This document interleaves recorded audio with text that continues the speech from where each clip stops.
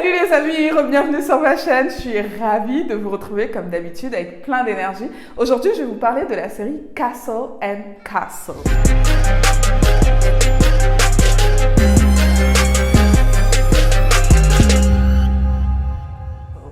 Alors, la série Castle and Castle, c'est une série qui est sortie en 2018 et produite par la maison de production Ebony Life Film. Encore une fois, je vous répète, Ebony Life Film, c'est une maison de production qui a été fondée par Monsumola Abudu, une mania des médias nigériane et même mondiale. Elle est considérée comme l'Oprah Winfrey africaine. La série Castle and Castle va raconter donc les péripéties d'un cabinet d'avocats nigériane qui est situé à Lagos.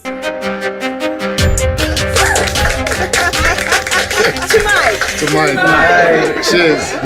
Et en fait, Castle and Castle a été fondé par le couple mythique de la série, Remy Castle et Tega Castle. Ils travaillent ensemble, c'est un couple, mais vous allez très vite voir qu'ils n'ont pas du tout la même vision pour le cabinet. Donc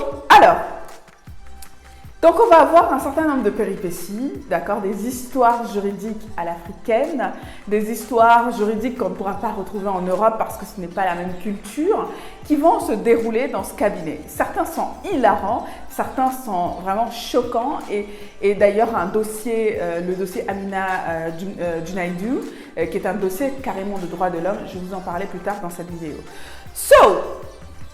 Donc les personnages, je vais vous parler de quelques personnages principaux. Donc on a Eku Ewedor, donc une actrice sublime qui joue bien le rôle d'avocate. En fait, c'est une femme qui a une certaine prestance parce qu'elle est à la base, elle est quand même mannequin dans la vraie vie et actrice aussi du coup maintenant et présentatrice télé. Donc Eku Ewedor a un certain charme, elle va très bien au métier. Elle a un air un peu strict, un peu avocate et elle joue super bien son rôle. Et alors, Eku Ewedor, je ne vous en ai pas encore parlé comme actrice, mais c'est une actrice que j'adore aussi au Nigeria parce que justement, elle pousse son jeu assez loin, parfois, dans certains films. D'accord? Mais on aura l'occasion d'en reparler dans un portrait d'Eku Ewedor. Ensuite, on a Mike. Mike qui joue le rôle d'un brillantissime avocat. J'aime pas beaucoup le prénom qu'on a choisi pour Mike parce que ça me fait penser à Mike de la série Suits, qui est pareil, la série juridique Suits qui est disponible sur Netflix également. Donc j'ai pas beaucoup aimé le prénom Mike, d'accord? On aurait pu donner un prénom un peu plus Yoruba, quoi. Anyway, donc Mike, c'est un des meilleurs avocats du cabinet, d'accord? Il vient de rafler donc un dossier à 200, alors c'est 200 millions de naira, d'accord?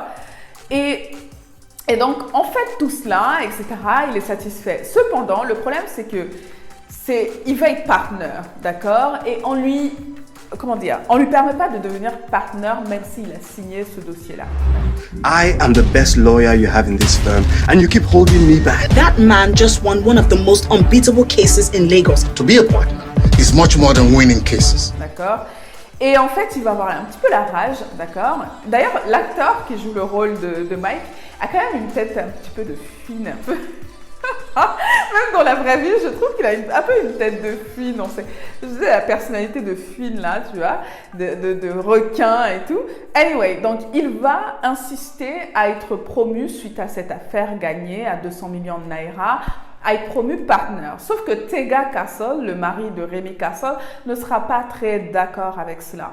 Donc, ce qui va pousser Mike finalement à la porte, d'accord? Et ça va créer d'autres péripéties qui vont venir s'ajouter à cette série. Là, je vous donne quelques grandes lignes directrices de la série pour vous donner envie justement d'aller regarder cette série.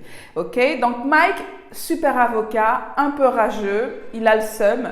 Et il va se barrer, d'accord? Avec un des plus gros clients du cabinet qui risque de mettre le cabinet en péril, ok?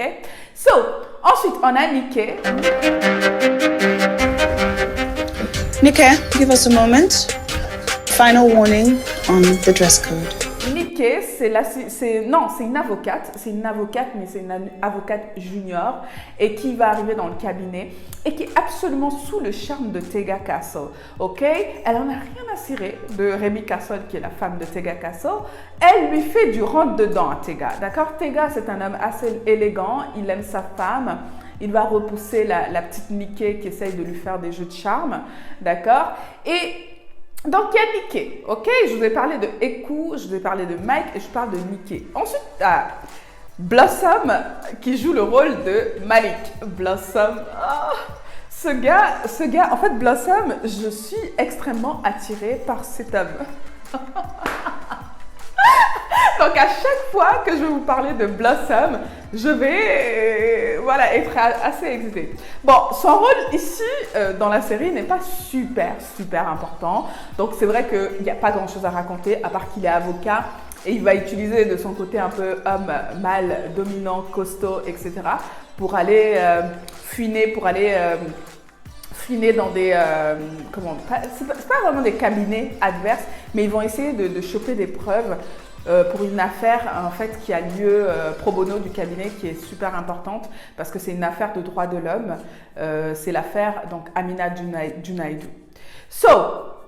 Donc on a Remy Castle, Tega Castle, on a Malik qui est joué par Blossom, du coup je viens de vous dire, on a Eku Ewedor et ensuite bon, on a des personnages un peu moins importants. Ils sont quand même importants parce qu'ils mettent de l'ambiance dans le cabinet, mais qui ont moins de... Comment dire? Ils sont moins... Ah si, ils sont quand même pas mal présents. Si, j'allais dire des conneries. Si. Donc on a Monsieur Monday. Have the privilege of rubbing minds with the Honorable Monday Esebiota Anidi MacDonald Esquire III. He is me. Monsieur Monday, c'est donc le documentaliste du cabinet. Donc, il est très fort. Alors lui, franchement, c'est un personnage qui m'a beaucoup touchée, d'accord? Parce que c'est un homme qui est très gentil, il est très appliqué dans son travail, il aime son travail, il est dédié au cabinet d'avocats, il fait son travail avec précision à rechercher des documents, des dossiers quand il le faut. Vous savez, parfois dans les cabinets d'avocats, lorsqu'on a besoin d'une preuve, etc., on va aller rechercher dans des dossiers. Donc lui, il est le documentaliste, il garde un peu donc tous les dossiers du cabinet, d'accord? Que ce soit des dossiers clôturés ou non, ok? Et donc, il est impliqué et c'est un homme qui, tu vois, il est extrêmement intelligent et il veut le prouver avec son côté « je parle mieux anglais que vous ». D'accord? Il parle mieux anglais qu'un anglais. C'est le Nigérian le plus anglais que tu pourras trouver. D'accord? Il parle mieux anglais que Shakespeare. Donc, tu vois qu'il est un peu frustré, cet homme, d'accord? Parce qu'il y a des dossiers qu'il connaît parfaitement, etc. Il voudrait... On a l'impression qu'il aspire à être avocat, mais il ne le sera jamais. Il sera toujours documentaliste. Et du coup, le fait qu'il parle mieux anglais que tout le monde dans le cabinet fait qu'en fait, il veut pousser, il veut forcer, montrer son intelligence. Des fois, il vaut mieux rester humble et rester à sa place, voilà. Mais c'est un personnage qui est très touchant.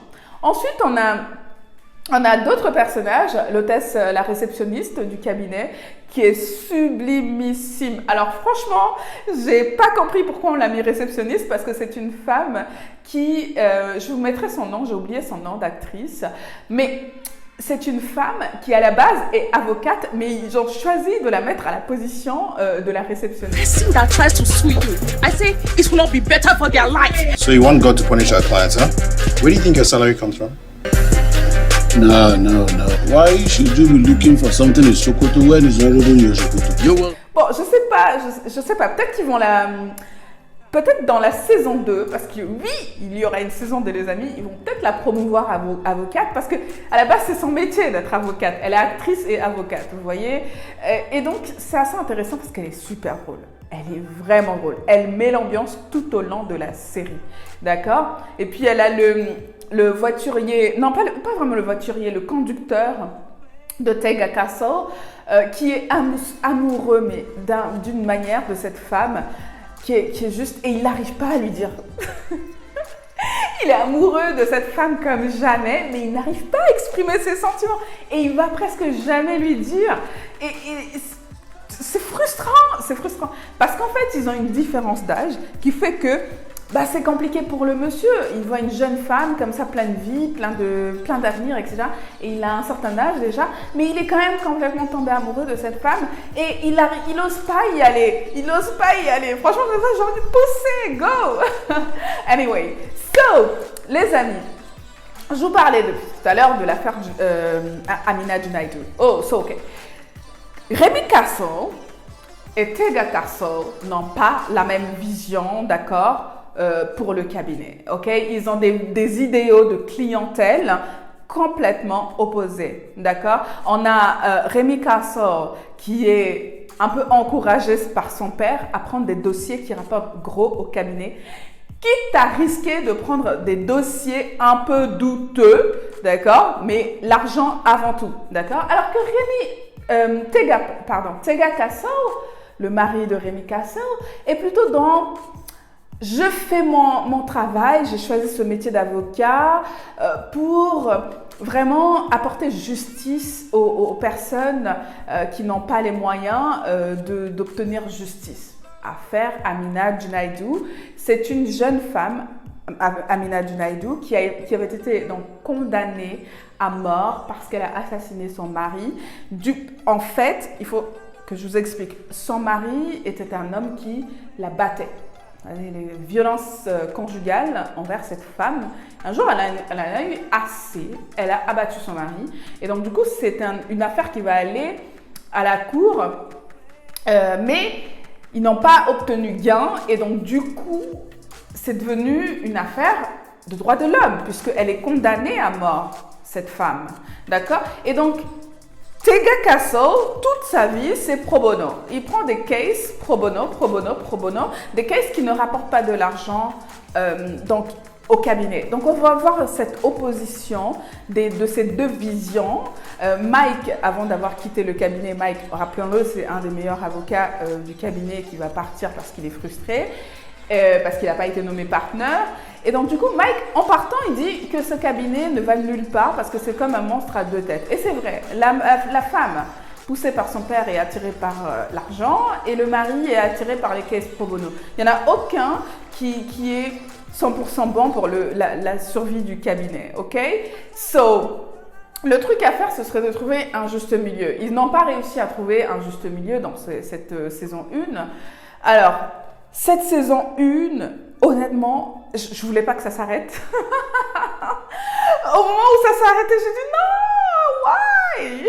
Je ne voulais pas que ça s'arrête, mais il y a Monsoumola Aboudou, donc la fondatrice de Ebony Life Film, qui a annoncé la saison 2 en juillet 2020. Et là, depuis quelques semaines, les amis, elle a annoncé, c'était il y a 2 semaines, elle a annoncé sur sa page Instagram que la saison 2 de Castle & Castle allait sortir cette année, donc en 2021. On ne sait pas encore la date exacte, je reviendrai vers vous quand je connaîtrai la date, mais je sens que ça va être du pur film stylé, etc. Pourquoi? Parce que ça a été filmé en fait dans le centre Ebony Life qui a été créé par Mo Aboudou, donc ça s'appelle Ebony Life Place et c'est un endroit qui est assez luxueux, qui est assez clinquant, qui est assez magnifique, il y a de l'art partout. J'ai vu les vidéos, j'ai jamais été en vrai, hein, mais j'ai vu des vidéos, je vais vous mettre un lien vers une vidéo en bas pour aller voir un petit peu le style, l'environnement dans lequel la saison 2 avait été tournée. Alors, franchement, je traque un petit peu les sorties comme ça. Et c'est vrai que j'ai traqué longtemps pour savoir, mince, c'est quoi qui sont en train de tourner? Je voyais les caméras, je voyais la fille de Mo Aboudou, Temidayo Aboudou. D'ailleurs, c'est la productrice de la série, hein. Temidayo, elle reprend un peu les rênes de sa maman, bravo. Et donc, du coup, je voyais des caméras, je voyais des trucs qui se passaient. Je disais, mais c'est pas possible. C'est la saison 3 de The Son of Califat. Alors, The Son of Califat, en fait, c'est une série, c'est un peu le House of Hausa, quoi. Les Hausa, c'est une ethnie, un groupe ethnique nigériane, musulmane. Et donc, du coup, je vais vous parler de cette série-là après, ok? Don't worry, ok?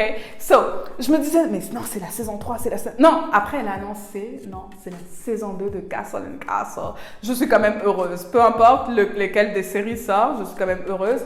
Et donc, du coup, je voulais vous parler de cette série-là, Castle & Castle, à voir.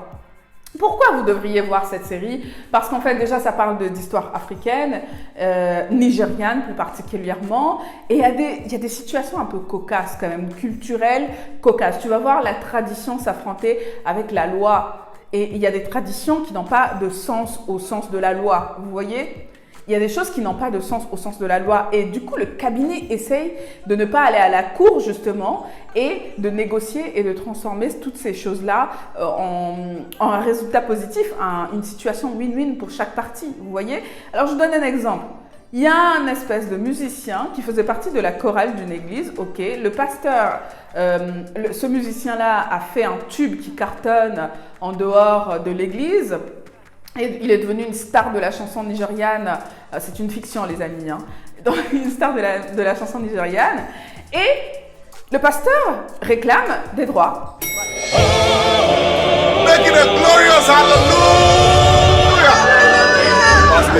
Your G63 or whatever car you're driving wasn't the free money you used to buy. Everyone, please, calm down. Voilà, il est venu réclamer des droits parce que c'est une chanson qui était chantée à la chorale de l'église. Mais sauf qu'il n'a pas de droits, il réclame des royalties, mais en soi, il n'y a jamais été écrit quelque part que c'était eux qui avaient produit la musique. Donc lui, il va invoquer quoi? Le Holy Spirit. Il va dire c'est le Saint-Esprit qui a donné le pouvoir à cet homme-là de chanter cette chanson-là et d'avoir autant de succès. Mais comment tu vas traduire ça au sens de la loi?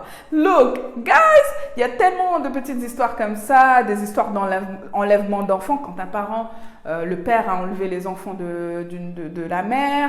Vous savez, il y a plein d'histoires comme ça. Honnêtement, regardez la série, il y a des histoires que vous n'allez peut-être... Ces cases-là, vous ne pouvez pas les retrouver en France, hein, parce que ce n'est pas la même chose. Hein. Donc, regardez la série, les amis, dites-moi ce que vous en pensez en commentaire.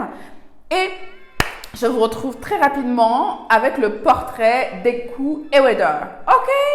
Salut les amis, à très vite, ciao.